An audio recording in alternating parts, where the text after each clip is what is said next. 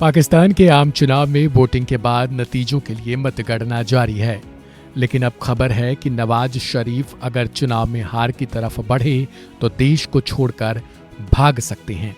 कारण कि पाकिस्तान की जनता ने शायद इस बार बदलाव और विकास के लिए वोट दिया है।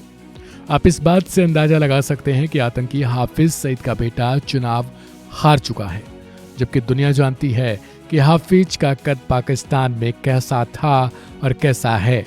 उसका हारना कहीं न कहीं ये दिखाता है कि चुनाव में जनता ने बदलाव और आतंकियों के नाम से छूटना चाहती है। बता दें कि पाकिस्तान की नेशनल असेंबली में कुल 336 सीटों पर चुनाव हुआ था। हालांकि इनमें सिर्फ 266 सीटों पर ही चुनाव के जरिए उम्मीदवार चुने जाएंगे।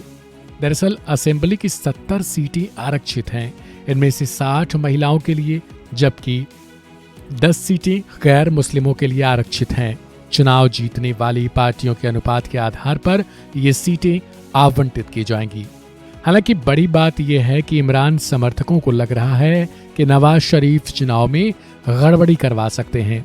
पाकिस्तानी मीडिया के मुताबिक मतगणना के दौरान सामने आ रहे नतीजों पर सवाल खड़े होने लगे हैं। कारण कि इमरान खान के समर्थक अब मतगणना केंद्रों पर भारी संख्या में जुटाव करने लगे हैं। आमतौर पर पाकिस्तान में चुनाव के बाद ही मतगणना शुरू हो जाती है, जो कि इस बार भी हुआ। लेकिन हर बार मतगणना वाले दिन देर रात तक काफी कुछ स्पष्ट हो जाता है, लेकिन इस बार ऐसा नहीं हो सका है। पाकिस्तान में मतगणना का आज दूसरा दिन है, लेकिन अब तक ज्यादातर सीटों पर स्थिति स्पष्ट नहीं हो सकी है। शुरुआत से जिन सीटों पर इमरान खान की पार्टी जीत का दावा कर रही थी, अब उन सीटों पर चुनाव आयोग नवाज शरीफ की पार्टी PMLN को बढ़ावा दे रहा है।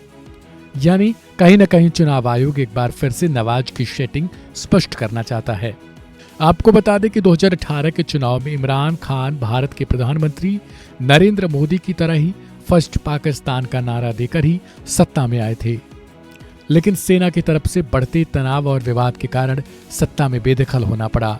लेकिन इमरान खान पर एक तरफा कार्रवाई के कारण जनता ने शायद इस चुनाव में स्पष्टता दिखाई और कोशिश की कि पाकिस्तान को गोला बारूद नहीं, हिंदुस्तान की तरह ही कलम और कॉपी की जरूरत है, विकास की जरूरत है, दुनिया में नाम की जरूरत है, ताकि आतंकिस्तान को एक बार फिर से विकास के लिए आगे जाना जाए और उसका नाम आतंकिस्तान की बजाय पाकिस्तान ठीक से लिया जाए।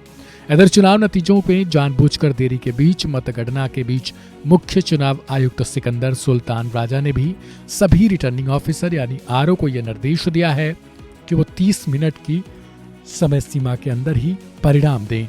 उन्होंने कहा था कि ऐसा ना करने पर निलंबन तक की कार्रवाई की जाएगी।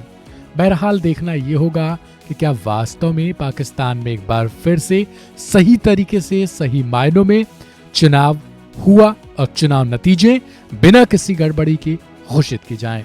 फिलहाल इस खबर पर आपकी क्या राय है उसे कमेंट करें और वन इंडिया हिंदी को सब्सक्राइब करें।